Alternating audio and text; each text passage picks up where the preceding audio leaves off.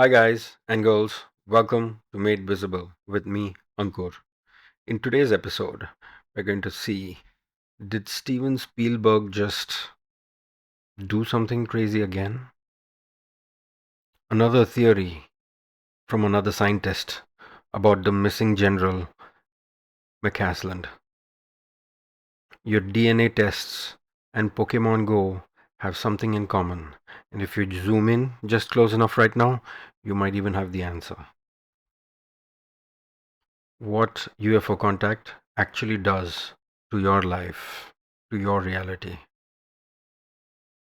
And AI may be giving us a lot of slop, but it's also giving us aliens in 4K vision. And we're going to check out some of those videos today. But before that, I'd like to show you a video that has really been blowing everyone's mind. This is the Blue Origin rocket that didn't take off, carried 40, 50 satellites that were supposed to provide internet to Amazon's Starlink competitor called Kuiper. And no lives were lost, but the explosion that you're going to see now was so powerful that even the launch pad will take probably months to repair. Check it out.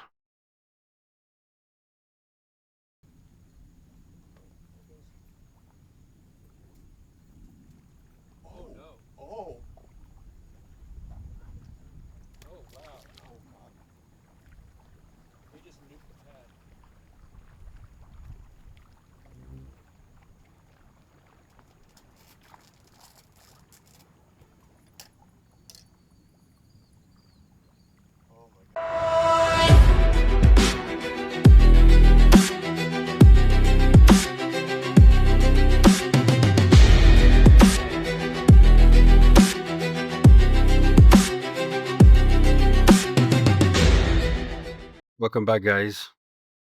So let's start with Disclosure Day, something that we ended with a couple of episodes ago.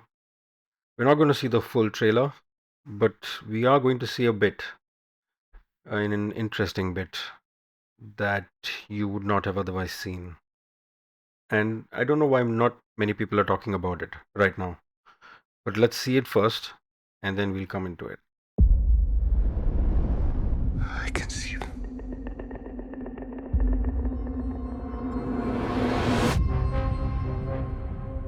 I am much more inclined now than I was when I made Close Encounters to really believe that we're not the only intelligent civilization in the universe.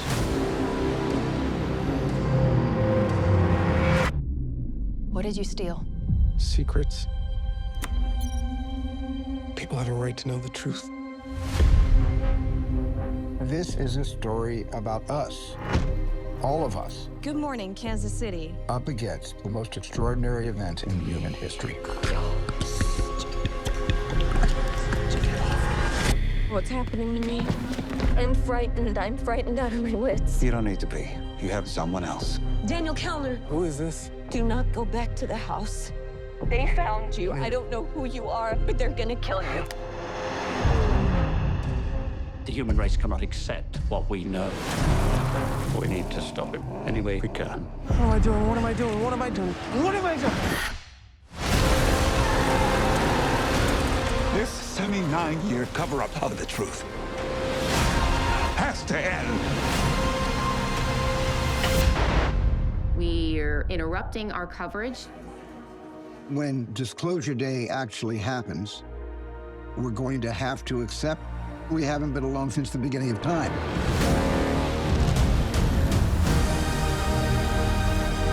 When Disclosure Day happens, we're going to have to accept it's from him. The only way to know your purpose is to go back to where it all began. I know you.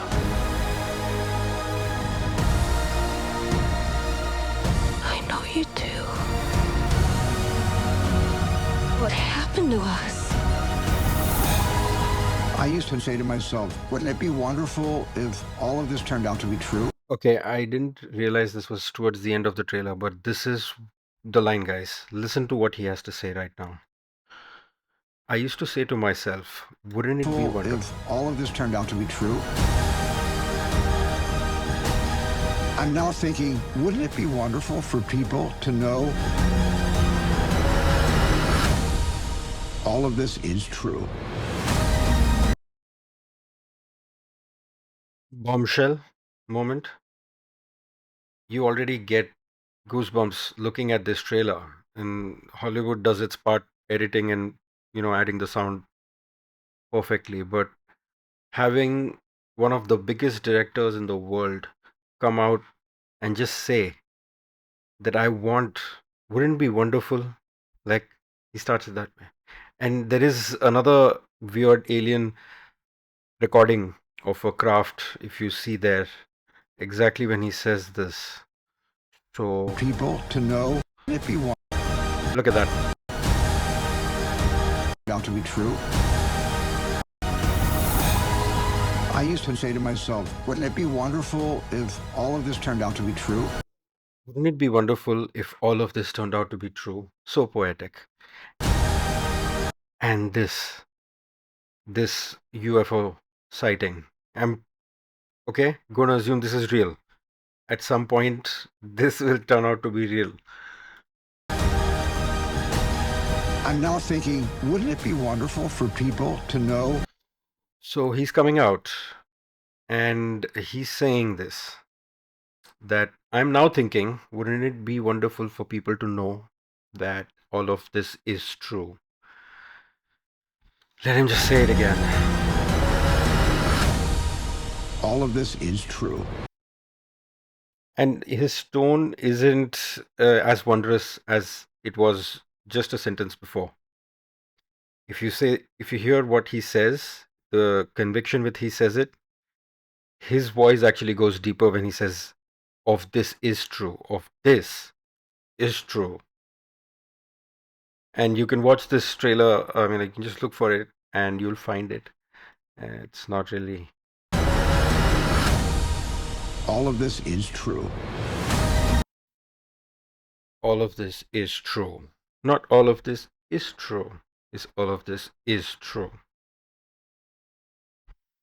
And if this wasn't enough, to add to this, this is something I saw recently on Twitter. I suspect tonight they're going to punk the American people. This is from Jeremy Corbell. You should see his new movie called Sleeping Dog. It is very riveting. It's very scary of what they do to people who challenge the government on this subject. And that makes you think how free America really is. We know America is not really free, but how not free it is, yet how free it is. I mean, it's just the biggest confusion there. But they'll use massive public interest, blah, blah, blah, using aliens. You know, the part that really struck me, because this is very common for him, he keeps calling out the government, calling out the Pentagon, the defense community for upcoming bullshit that he and his team are able to get out. They have very strong radar for this. But the line that really, if that happens, if someone tries to mess around and give you fake facts or just profit from this topic on a different subject for themselves, it's deceptive, it's gross, and you deserve to know it's coming. And you deserve to know it's coming. So UFOs are not a political issue. They're an ontological issue. Ontological is just like a more precise term to what we call consensus reality, whatever we all think together, right? So it's a issue, just as what he had told earlier, Steven Spielberg, that it affects all of us. And he says the same thing. This question belongs to all of humanity, not to any administration, not to any party. And Yeah, so this is some interesting development. Let's see how far they go this time. I'm guessing a lot further than before, but how far, at the end, there is a leash, and who holds that leash, you don't know. The powers they have, we all know. And smoothly segueing to the next thing, we have our missing general. But before that, here's an interesting short clip that is there in Tucker Carlson's channel. And at least one thing's sure, that media in the US is scared no more. They aren't towing a line that they have been towing for many, many years about the subject. Maybe that's the reason why more and more of these reporters are becoming independent and having their own YouTube channel. And that's not a bad thing. If this is the result of it, that it's harder and harder to keep them on leash. And it's harder and harder for governments across the world to control this narrative instead of letting the truth out. So it's a good thing. Within 24 hours of that conversation, he was dead. He died in his hotel room. After your interview? During the interview, yeah. What are UFOs? So I think we have reverse engineer technology. I've talked to way too many people who are part of black programs. For example, I talked to Dr. Fred Bell. He had worked with the government, and he was also writing books about alien technology and consciousness. So we interviewed him for Conspiracy Theory, the show I used to do with Jesse Ventura. He was talking about mind war, affecting people's thoughts and being able to affect people at a distance. But off the record, he was like, I shouldn't tell you guys this. My CIA handler would not be happy with me, but I've been to some of these underground military facilities. I've even met what you would call like a gray alien. I shook hands with one. They're down there, like in these facilities. We have these joint partnerships. Within 24 hours of that conversation, off the record, he was dead. He died in his hotel room. After your interview? During the interview, yeah. Never really thought this is like an Arnab Goswami of America, on whose channel you have this discourse that completely blows my mind. And coming smoothly to the General Mccasland now, let's see a clip where a DARPA scientist shares what he thinks could have happened to him or would have happened to him. This is on a Danny Jones podcast. He does a lot of very interesting podcasts on this subject. Missing, Yeah. literally right after Trump's McCaslin. made the statement that he was going to release these files. There was like, I forget how many scientists there were. A lot of them weren't really connected, but a couple of them were really crazy. McCaslin was McCaslin, that was a definitely crazy collected. story. So here's a thing that I am aware of, but I do not claim it's what happened to him. But I am aware of the following. Anyone who has that many special access programs, especially what's called waived unacknowledged special access programs or unacknowledged special access programs, where only a handful of people know anything in them.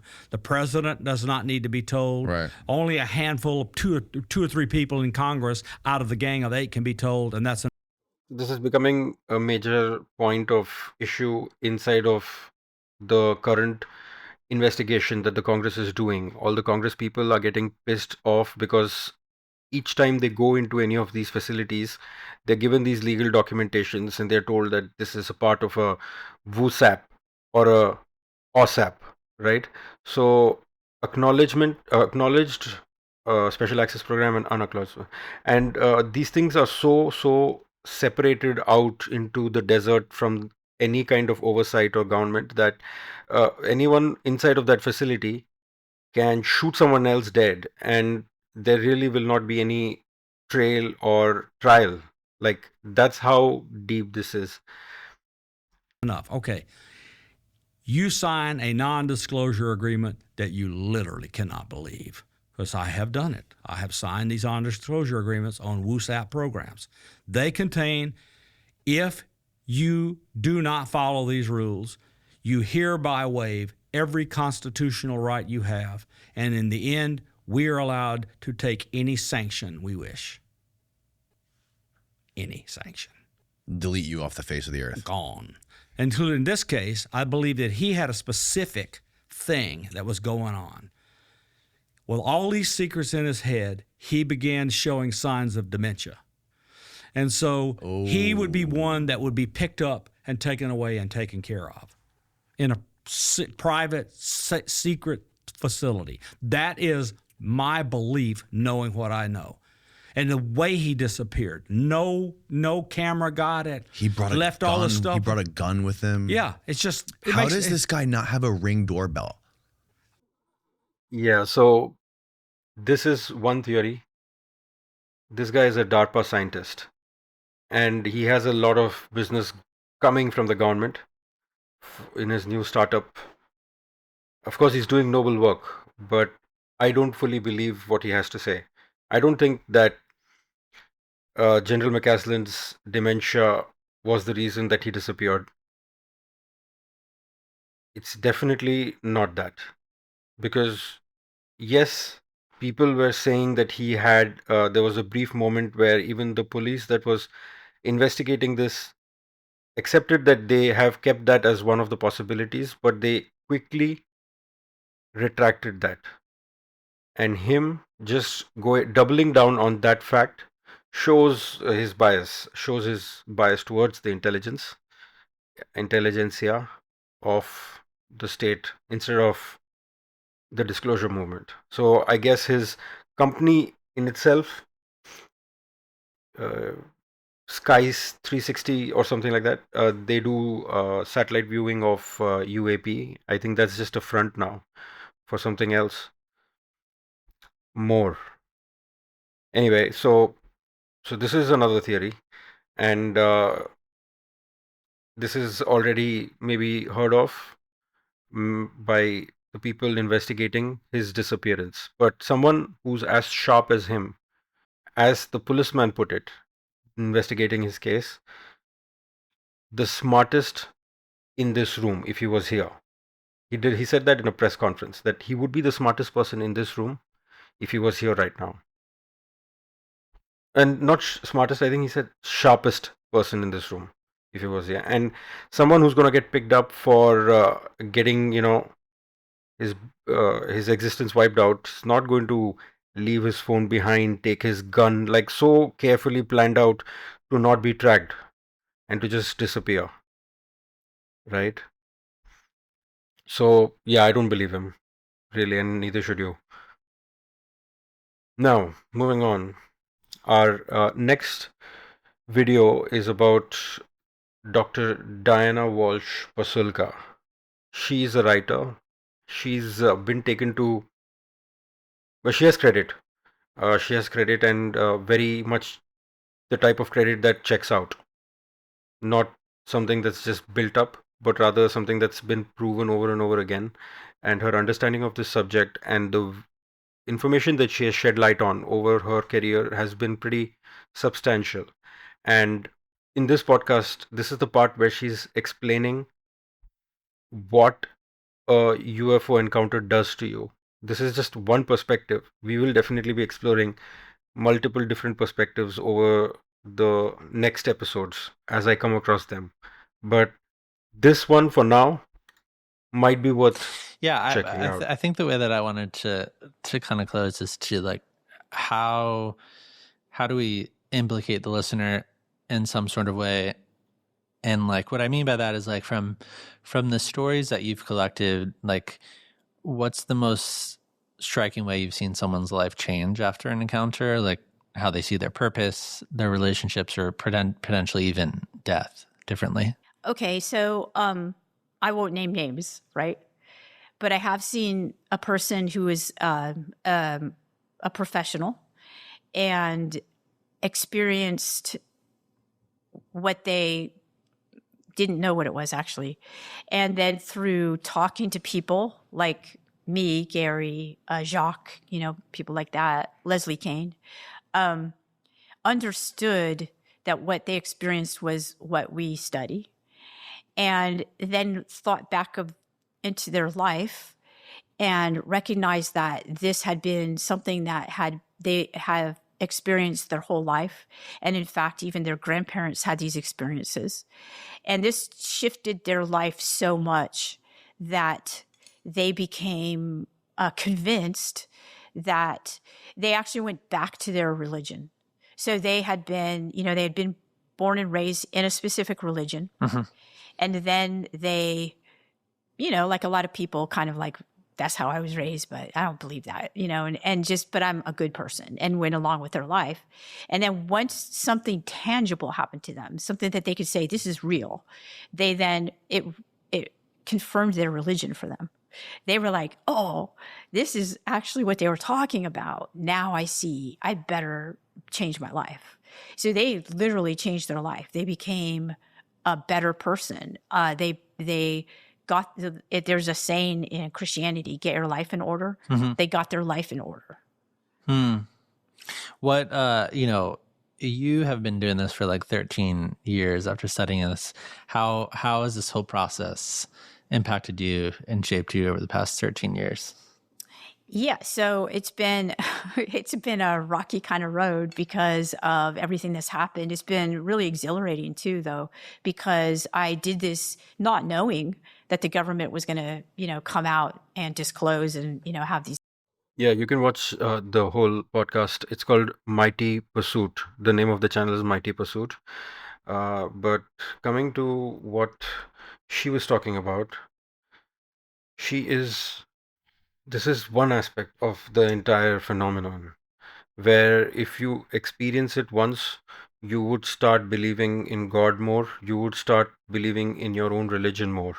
And what she said there actually goes very closely with what the missing General Mccasland said, that this phenomena is so old, and it has happened to us and with us for so long. The phenomena being the entire interdimensional alien, UAP, everything included into one umbrella is called the phenomenon. And the phenomenon has happened to us from the time of Greek gods, all the way through Egyptian gods, and all the way to today.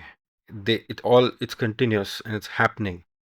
Another very interesting thing to pull out from there is that when these people have their first experience or experiences over their lives,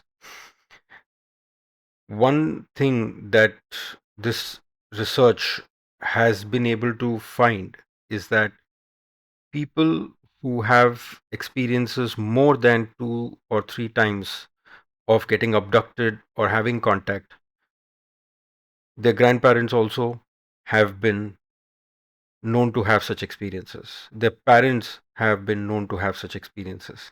Maybe they don't tell their children, thinking that they might look kooky or mad, but this is a very common thing that over a bloodline, these things are communicating or interacting with the genetics. And that will also bring us to our next point, which is about Pokemon Go. But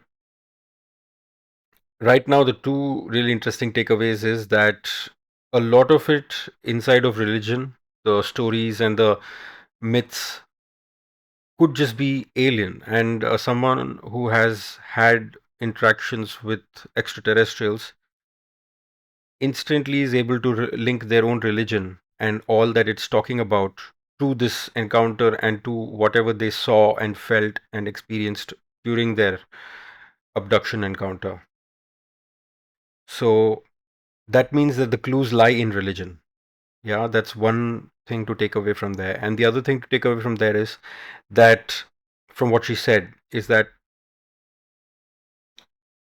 if the ETs have found something specific in your bloodline and in your genetics, that you are probably not the first one to have these repeated encounters. And there is a whole, like, you would probably want to ask your parents first and your grandparents and read about any journals, read through any journals that your great grandparents might have left you or things like that. So another very interesting bit. So she always ends up guiding us the right way, like she really knows. And I think that she's very neutral when it comes to this. She's not really led the wrong way, and she doesn't have an agenda. And that's very important because there's a lot of people in this field, of course, because of the great amount of interest that the population and populations around the world have about this. It's a global appeal subject, and it's not very surprising that people are able to profit from it, right? So, going on, we're going to watch this very interesting man who got us all interested in. I'm going to show his face, and you'll probably know it. He got us interested in the Three Eye Atlas, the crazy comet that was supposed to be a spaceship propelled towards Earth for some sort of an alien mission to probe us. So let's get there. Imagine taking a DNA test and finding out you're not from where you thought you were, right? Maybe you grew up thinking you were Italian, but most of your DNA comes back as French. It happens all the time. But now I want you to imagine you're not from the planet you thought you were from. Maybe you already knew that. I know that sounds like science fiction, but the possibility is gaining a lot of traction in some UFO circles because on a recent podcast, science fiction writer and philosopher Jason Rezajani says he was told about a... This Giorgiani person is intense. If you ever listen to his podcasts, you require an IQ that's probably a few points higher than whatever you have, because it just goes down layers and layers and layers and layers. He takes even the most basic kind of a perspective and he gives it some really deep twists. Although this I did think of too, that all these DNA tests and even the DNA collection that they did during COVID, I just felt like that was there for this database to get fed so that they have a clear understanding of how many people actually have been carrying alien DNA in them. Maybe some sort of a negotiation thing with the Greys. Secret CIA program by former U.S. Army Sergeant Lynn Buchanan.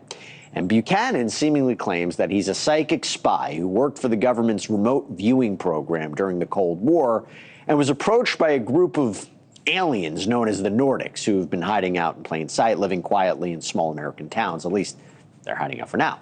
Because according to Giorgiani, Buchanan claims a UAP researcher named Christopher Kit Green believes he may have found a way to identify these secret aliens by searching for a specific non-human or hybrid genetic marker inside DNA databases like Ancestry and 23andMe. And on the pie chart listing ethnicities, there's something sometimes called a wedge. It's called other, which means unknown, unidentifiable. So UFO theorists believe that could mean extraterrestrial.